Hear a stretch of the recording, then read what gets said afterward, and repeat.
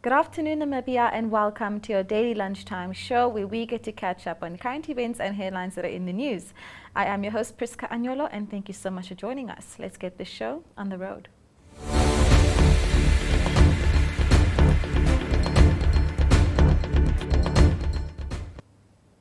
Starting off with the incoming news this morning. Beatrice Masilingi has qualified for the final at the Under-20 World Cup in Nairobi, Kenya. With 11.35 seconds on the 100-meter course, she was a little slower than in the preliminaries, but that was still enough to qualify her for the last 8, who will fight it out this afternoon at 4 o'clock. Let us all wish her the best for this race. The 6th and first female executive secretary of the Southern African Development Community, known as SADC, Dr. Stergomena Lawrence Tax, whose tenure of office is coming to an end on the 31st of August 2021, bade farewell to SADC leaders at the 41st Summit of Heads of State and Government in Lilongwe, Republic of Malawi, on the 17th of August 2021. And now heading on to our COVID-19 monitor for today. As your monitor shows, more than 190,000 people, translating to 7.6% of a population of 2.5 million people, have by the 16th of August received a first dose of vaccine. More than 80,000, which is 3.3% of the population, also received their second jab. Much, therefore, still needs to be done in order to achieve herd immunity. The highest number of second jabs administered in one day was achieved during the past week, when on that week's Tuesday, almost 8,000 second vaccinations were administered. More second jabs were taken throughout the week until Monday, except for Sunday. Vaccinations are not currently done on Sundays, so these figures are in fact delayed data received late from certain regions and also from mobile teams operating in remote areas. This past Tuesday, another 5,600 second vaccinations were done on a single day. Although ministerial policy states that people wishing to take a first dose of AstraZeneca should not be shown away, the initial announcement that new stock is reserved for follow-up injections only were more strictly followed in some regions than in others. Complaints have, for example, been received from the Commerce region. Only 76 first doses of AstraZeneca were administered in this region. In the Zambezi region, no first doses were allowed and only 4 in the Hardap region. First vaccinations with AstraZeneca last week, however, numbered more than 200 in the regions of Irongo, Kavango East, Omaheke, Oshana and Oshodanjupa. Do let us know what your experience has been. To date, more than 25,000 vaccinations were administered in August and more than 34,000 follow-up shots. Tomorrow, we will yet again look at the new cases are being reported in Namibia's health districts. Do join us at NMH at 1 for these insights.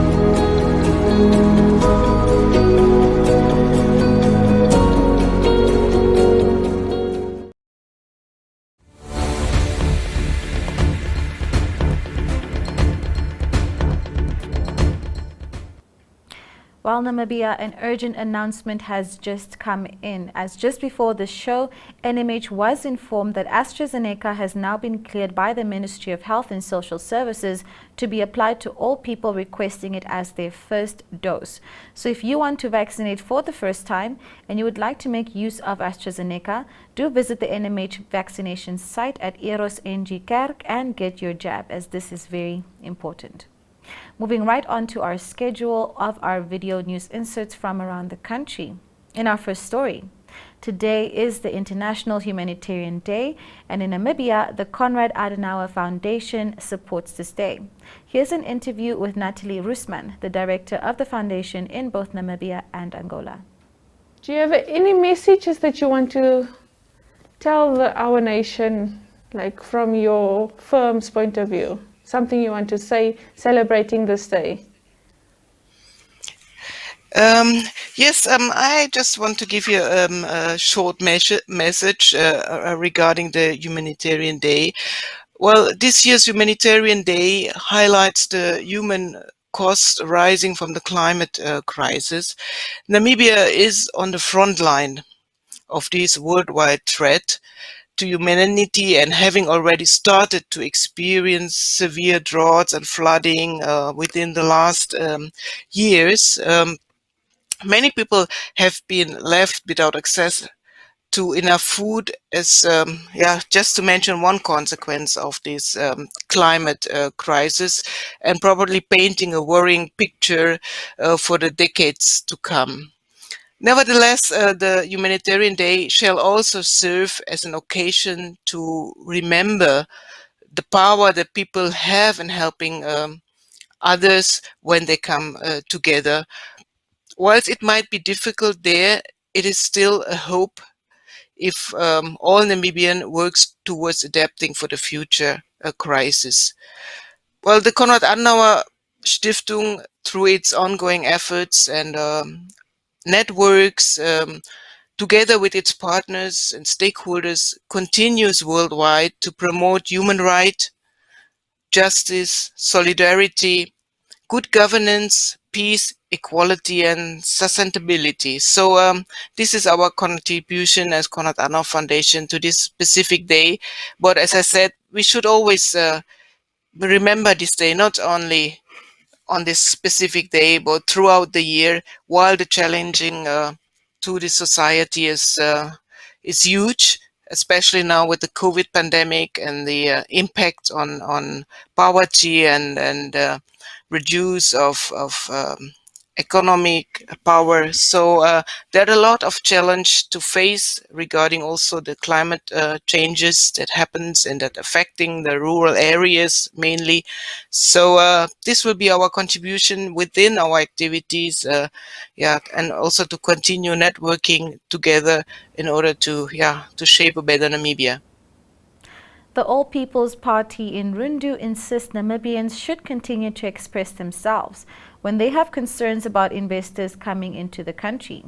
The political party called on President Hage Geingob to desist from shutting down the concerns of the public. Amongst others, Vincent Kanyetu of the APP said that the president should allow Namibians to ask what is in it for them as regards to development in their communities. Everyone should benefit from the country's resources. Kenya Kamboe was there to record it.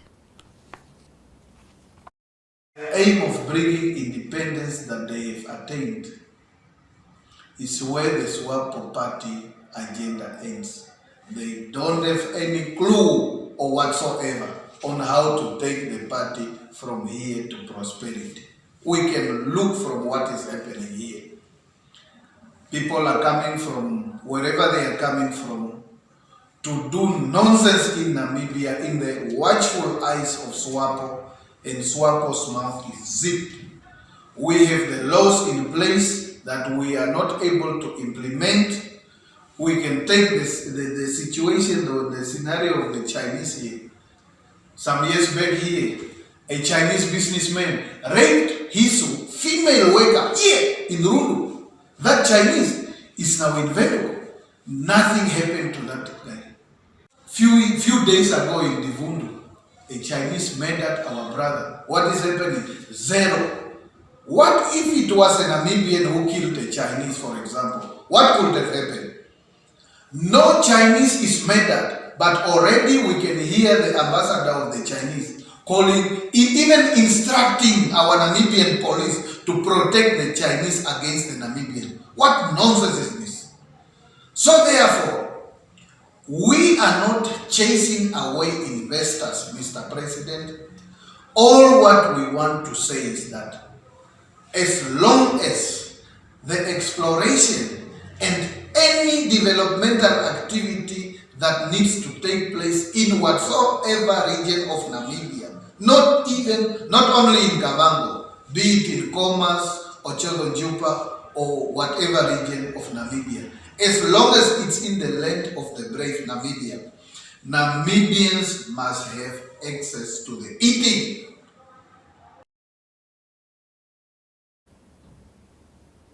The Minister of Mines and Energy, Tom Malwendo, encouraged regional electricity distributors to be innovative in the provision of the crucial service. He made these remarks in Achuarongo during the launch of Synered's new strategic plan. Esther Kamati contributed this clip. The other challenge, I think, which we continue to experience when it comes to electricity, I think it's the affordability of electricity. Especially for the REDs. And also especially for the REDs, those who do not always have to rely on large customers whose affordability are much more improved. So how do we then make sure that at least the villages that we need to give electricity, they are able to pay for that electricity? They don't have an income. But if you do not give them electricity, you also probably deny them the opportunity for one day to be able to make an income.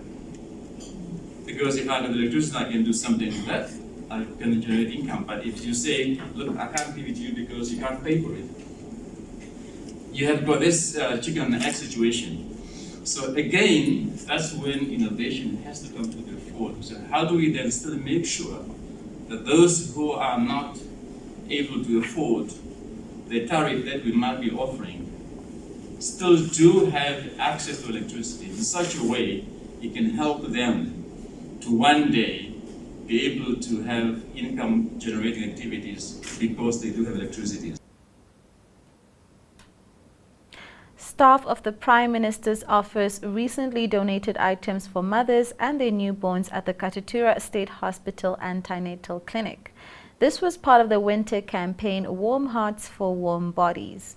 The campaign has been running for some time, with staff pooling resources from their own pockets to purchase items that benefit mothers and their babies. This video was prepared by Claudia Reiter. Receive and accept this donation, which we believe will go a long way to help in caring for these little babies. We want to thank you very much, Mr. Executive Director and my colleague from the Office of the Prime Minister, and we want to urge you to continue doing this. Please don't give up, continue assisting others, because the best form of investment is to assist others.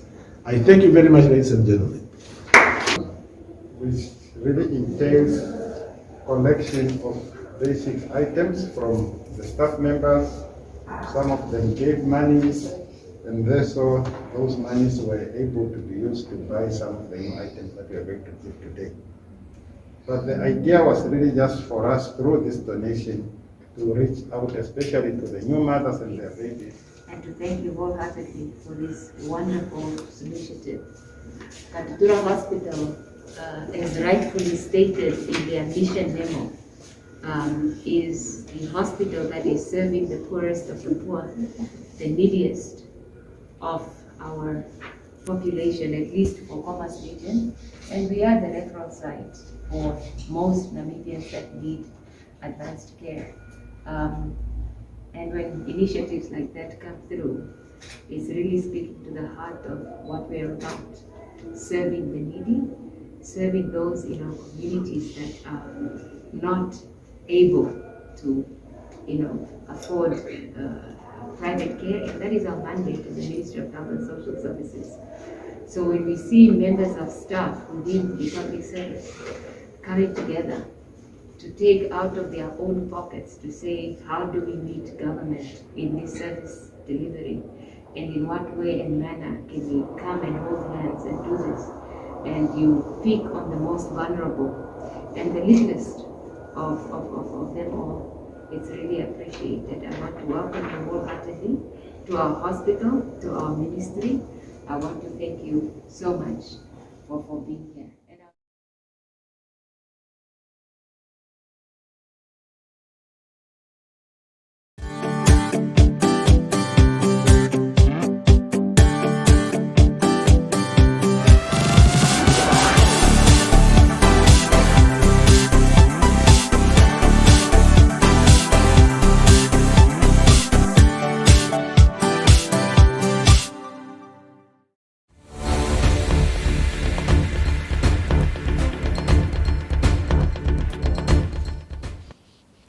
Moving on to the front pages of our Namibian daily newspapers. On its front page, the Algemeine Zeitung today leads with an article about the gas and oil exploration by Reconnaissance Energy Africa, also known as Recon Africa, in the Kavango Basin. After the Namibian president recently forbade questions addressed to the founder of Recon Africa, Craig Steinker, civil rights movements took exception and organized a media event at which Nadia April of the Women's Leadership Center, as well as Rinani Masutua of the Economic and Social Justice Trust, and Matthew Totten Jr., a former exploration and operations geologist of BP, addressed the elephant in the room. Recon Africa has to date transgressed all types of laws before starting their exploration activities in the Kavango regions earlier in the year, and it seems more and more as though this project is in fact a dubious project, as well as the well-known workers' rights activist and expert Herbert Jauch puts it. The Namibian Sun leads with a follow-up on the ongoing legal dispute between one of the partners of Erongo Medical Group, Dr. Charlie Ifete, and 5 of his fellow partners that oppose his application to have a share sale to the value of 23.3 million Namibian dollars reversed. Those were shares previously offered to and taken over by the Allegro Fund of the investment firm EOS Capital. The Republican has a lead story that covers the ongoing troubles of the Namibian Football Association. Adding to ongoing feuds in the soccer fraternity, it now seems as though the dilapidated stadiums of the country will prove to be a substantial and costly hurdle to overcome. The Namibian reports on its front page that the Minister of Finance, Ipumbushimi, defended the salaries to the tune of between 2 million and 2.4 million Namibian dollars, which have been agreed on for the executives of the new Namibian Revenue Authority. The public at large has frowned on this substantial salary to government officials, but Shimi assures the public that one needs to pay well if the state expects the right people and results. On its front page, the New Era reports that the Namibia Students Financial Assistance Fund, known as NSFAF, is planning on taking 95,000 students to task that have defaulted on their student loans. It will be interesting to see what NSFAF intends to do, as it turned out a few years ago that most of these loans had previously been granted without the paperwork being in place.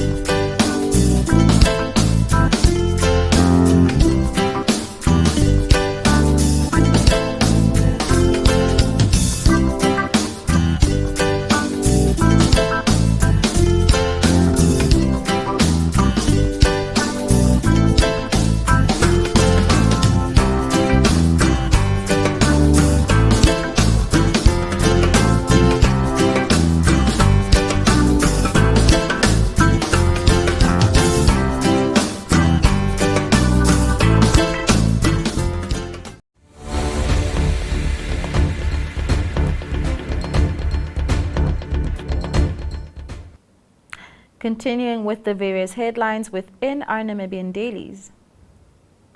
This week's issue of the Confidante leads with an article that points to the possibility that a recent spate of suspensions of top officials in the Gobabas municipality could possibly point to what is termed a tribal purge. According to the article, people speaking the language of Oshiwambo seem to have been targeted in these substantial disputes.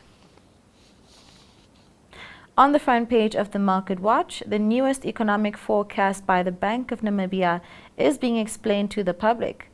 The country's bank repo rates remains unchanged at 3.75% for the moment in order to support the ailing economy, while the central bank governor, Johannes Kawachab, has adjusted the bank's growth forecast downward from 2.7% earlier in the year to 1.4% for this year. And on the inside of our country's newspapers, you'll be able to read up on more of the following. On its page 3, the Allgemeine Zeitung brings an update of the newest developments in the Heckmeyer murder case against 2 Americans. A witness recalls these 2 gentlemen as the ones that booked into an accommodation facility where she worked. Her employer gave evidence in the case that sees Marcus Thomas and Kevin Townsend standing accused of having murdered the Namibian man, Andre Heckmeyer, in January 2011. The Namibian Sun on its page 3 focuses on the Namibian president, Dr. Hage Geingob, who has urged Namibians not to judge the Namibian Investment Promotion and Development Board too early and harshly. In the meantime, he also stressed that the NIPDB should ensure that it does not duplicate duties which the Ministry of Trade and Industry has traditionally been tasked to do.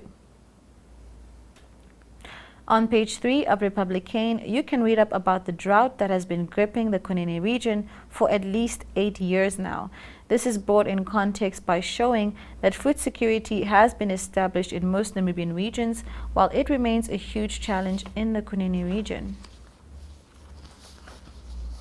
The Namibian on its page 3 brings a story according to which the school circuit inspector Dile Limbo had confiscated school bags of learners of Ngwezi Secondary School in Katima Mulilo, instructing these youngsters to send their parents to his offices in order to collect the bags of the children.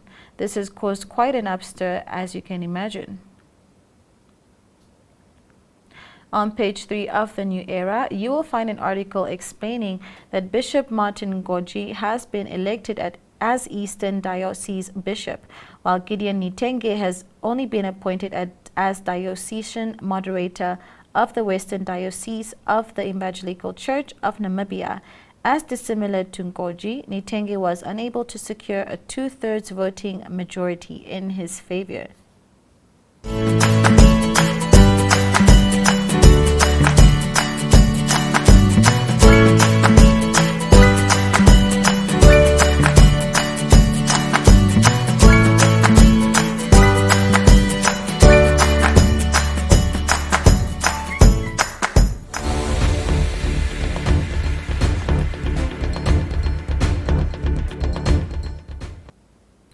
And with that, ladies and gentlemen, we have finally come to the end of NMH at 1. Thank you so much for joining us, and hopefully we hope to see you again tomorrow, same time, same place.